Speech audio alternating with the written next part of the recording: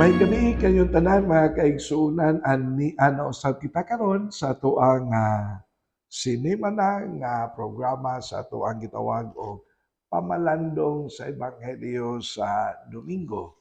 And then ang atoang basihan sa atoang pamalandong mao ang ikanapulog usa nga Domingo sulod sa tuig.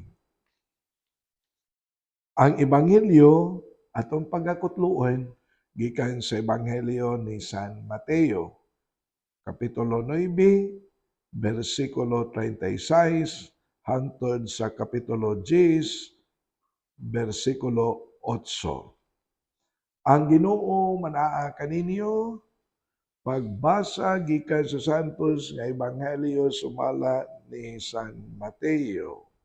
Himayaon ikaw o Ginoo.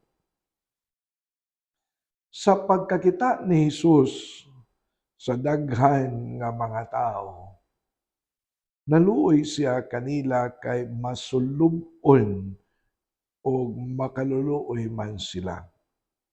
Daw mga karnero nga walay magbalantay. Busaging na niya ang iyang mga tinun-an. Daghan ang anihon apan jutay ra ang mga ngani. Busa pag-ampo kamo sa tag-iya sa anihon aron magpadala siya dugang pang mamumuo nga moani niini.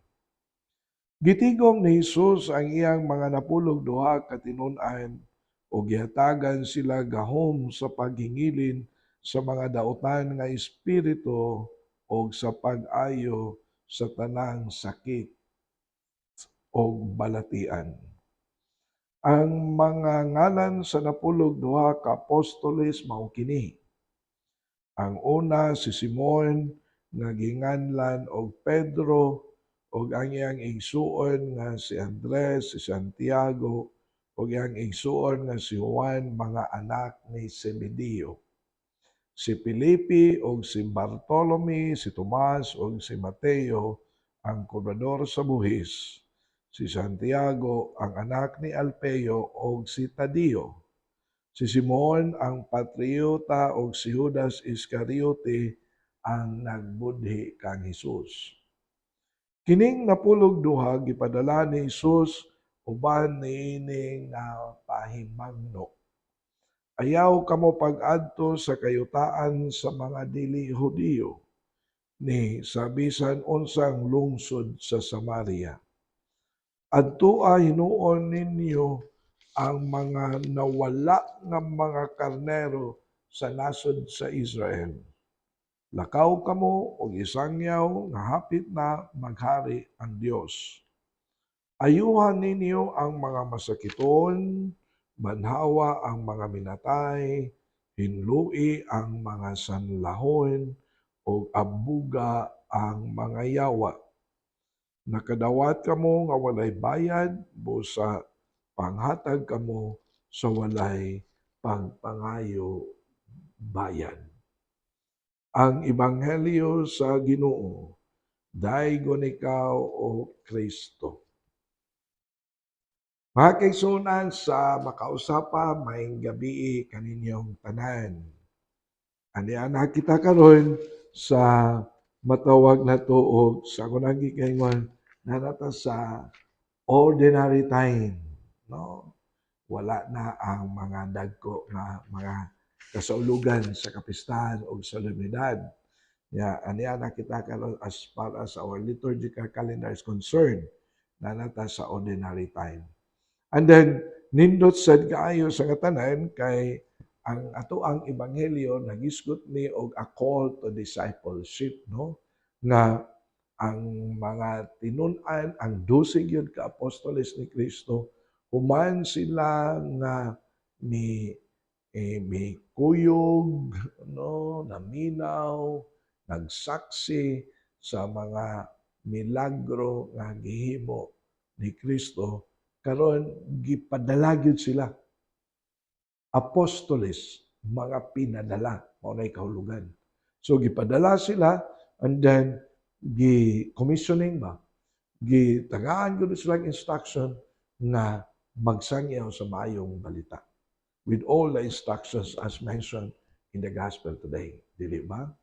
So, apan nindot sad kaayo sa nga tanan kay ang first paragraph sa atoang ebanghelyo naghulagway usab kung unsa ang dagway o kinabuhi ni Kristo. Bag-o pa lang tang nagsaulog sa kapistahan sa balaan nga kasing-kasing ni Jesus, Sacred Heart, dili ba?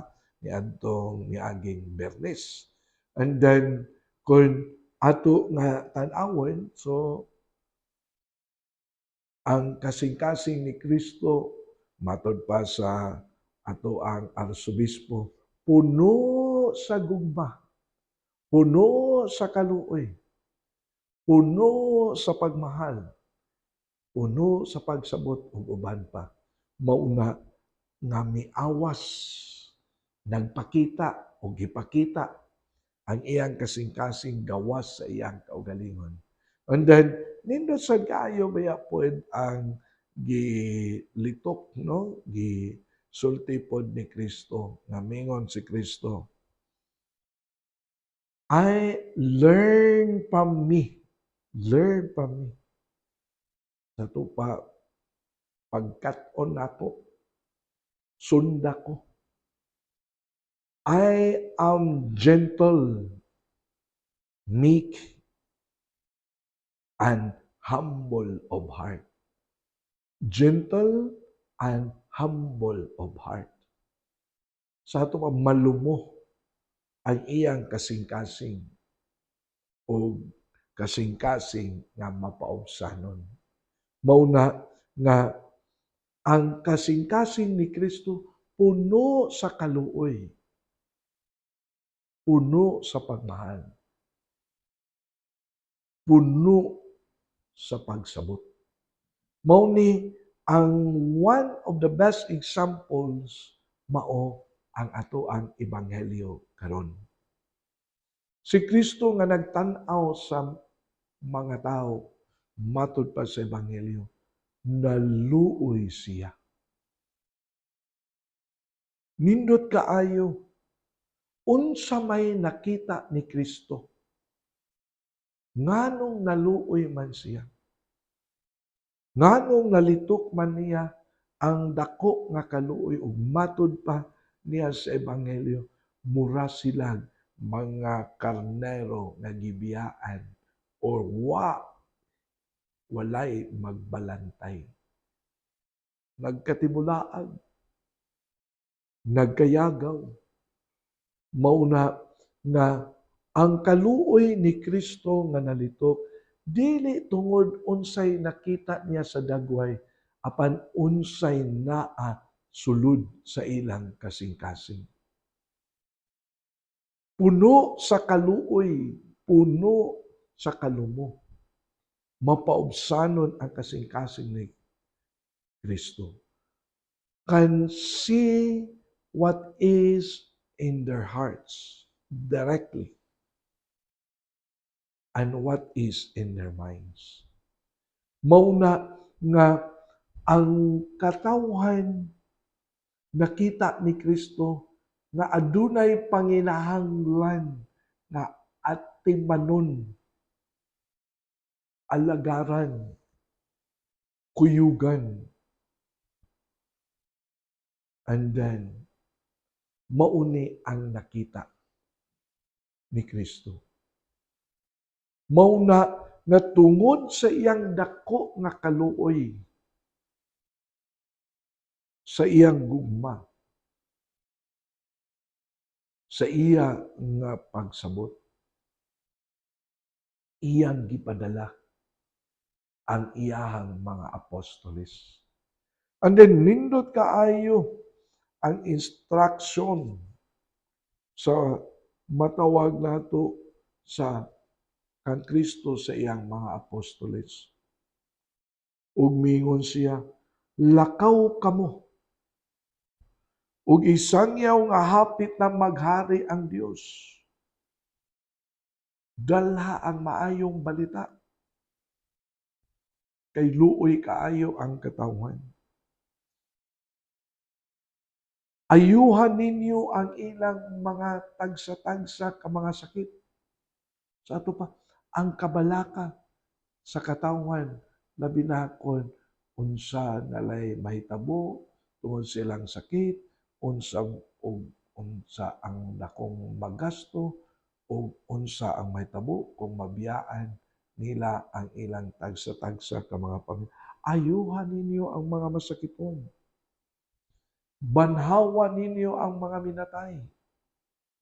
Luoy kaayo ang biyuda sa nain na naghilat ng iyang paglaom naara unta siyang anak nga bugtong nga lalaki pag yun apan namatay pag yun. Tungod sa kaluoy ni Kristo bisan wa siya hangiwa iyang gibuhi ang mao nga bata. Dalhan ninyo ang mensahe sa paglaom. Tagai o paglaom ang katawhan.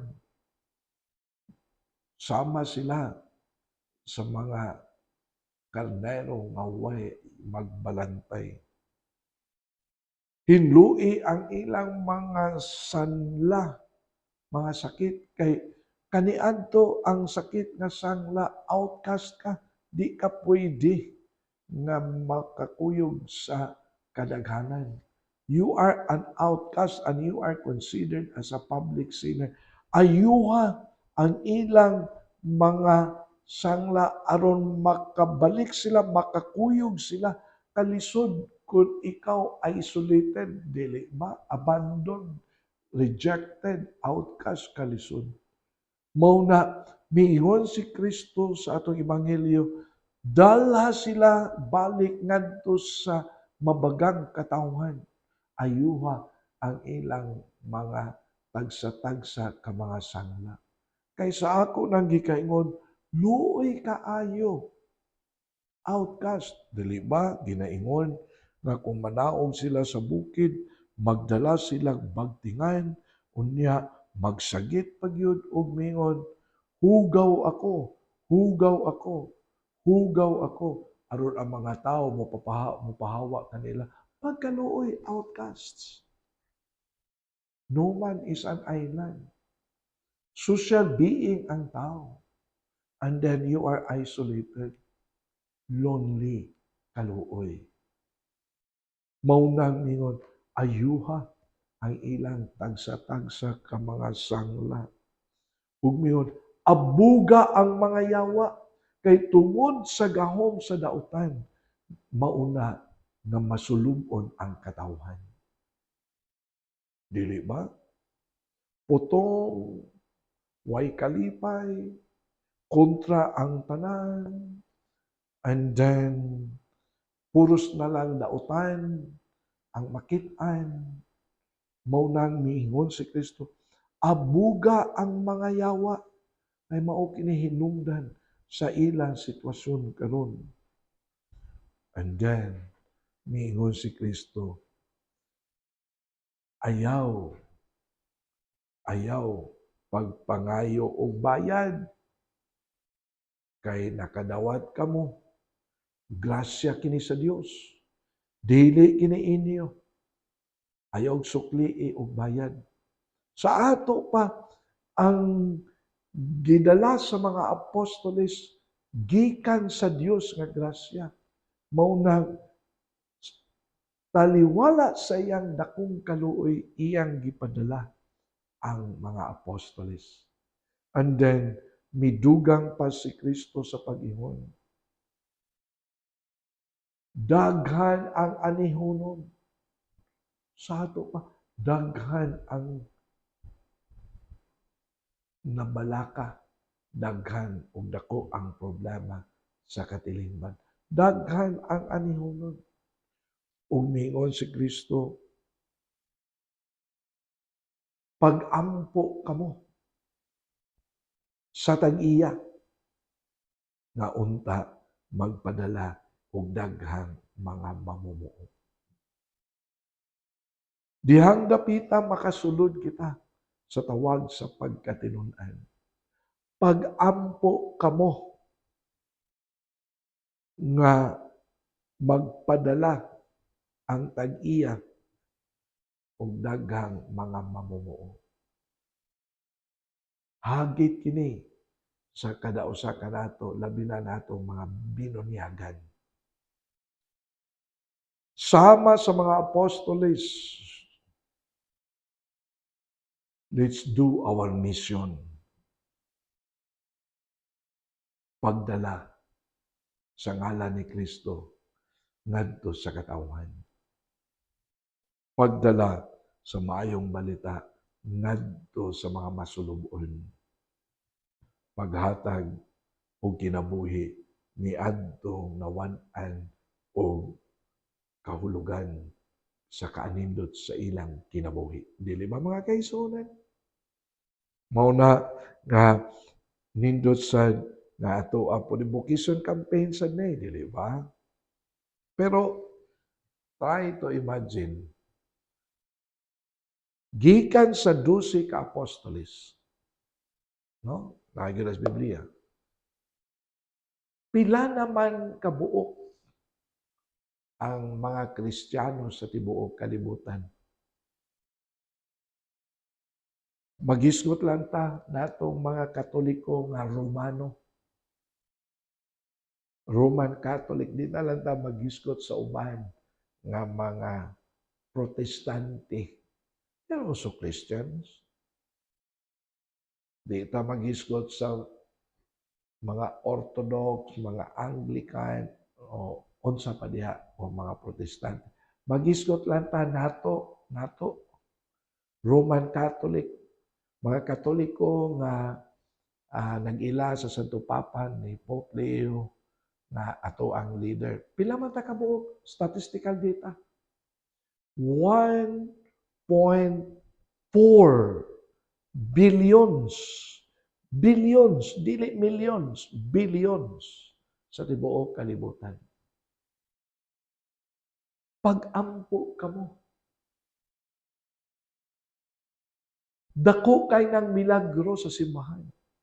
Nga gikan sa 12 naabot og billions and billions of converts Kristiyano magtutuo ni Kristo. That is a miracle. Dili ba? Yun sagot sa 12. Maunay, giingon, the power of prayer. Pag-ampo kamo. Mauna nga kining atuang nga pagsangyaw, paghimo sa atong misyon, pagduol ni adtong mga katawan na kinahanglan kanato. Whatever the result, fruits of our mission, fruits of our evangelization, kining tanan bunga sa grasya sa Dios. Dili ni ato, klarohon ako, bunga ni sa grasya sa Dios. Mauna nga sa atuang nga pagsangyaw, sa atuang nga paghimo og misyon, kung asa ta matugpa, always ask the help from the Lord. Kung wala ang Dios, maglisod ta. Walay bunga ang misyon kung wala ang grasya sa Dios. Instrumento lang ta. Don't claim na atoa. Grasya sa Dios. Lihok na sa Dios. Instrumento lamang kita. Dili ba mga kaigsuonan? Mauna, we'll just do what is expected from us and just leave everything to the Lord. And God will do the rest. So, ano lang sa kukutob, mga kaigsuonan, na magkita na punta unya sa sunod nga Sabado. Magyapon, alas 6 sa gabi sa ato ang FB account Archdiocese of Cebu Catechetical Ministry. And then sa dili pa nato ni tapuson, may sa tingali nga ato pong litukon ang mga pag-ampo sa mga masakiton. Amo lang itong amahan panalangini, ayuha, ang tagsa-tagsa ka mga balatian sa mga kaigsunan nga mga masakiton, labi na nini nagsunod din atong programa sa pamalandong sa Ebanghelyo. Amo sa giampo ang nagatiman nila, naunta na kanunay ang gugma kadasig sa pagatiman sa mga masakiton. Kining tanan, among ipangayo, pinagi ni Kristo, among Ginoo. Amen. Kini si Father Joseph Inting, ang kanunay na naguban kaninyo, nining atong pamalandong sa Ebanghelyo sa Domingo.